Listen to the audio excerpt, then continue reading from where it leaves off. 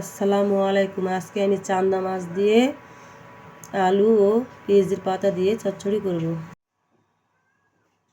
আলুগুলা প্রথমে কুচি করে ধুয়ে নিয়েছি।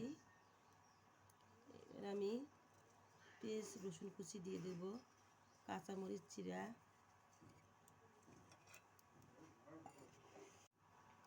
লবণ পরিমাণ মতো,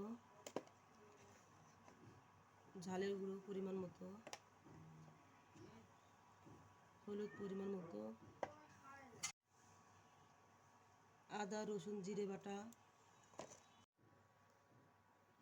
তেল পরিমাণ মতো,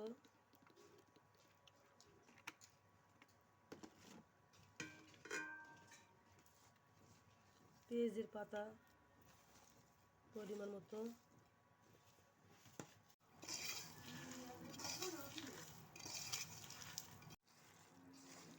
ভালোভাবে মেখে নেব।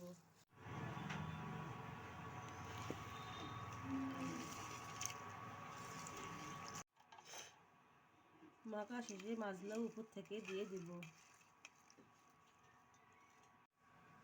পরিমাণ মতো পানি দিয়ে দেব। চুলায় বসিয়ে দিয়ে ঢাকনা দিয়ে দেব।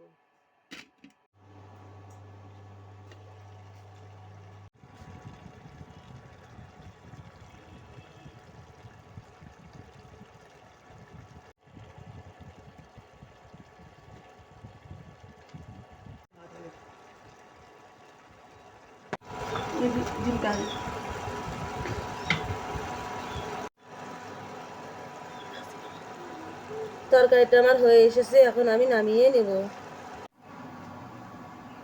তরকারিটা নামিয়ে নিয়েছি।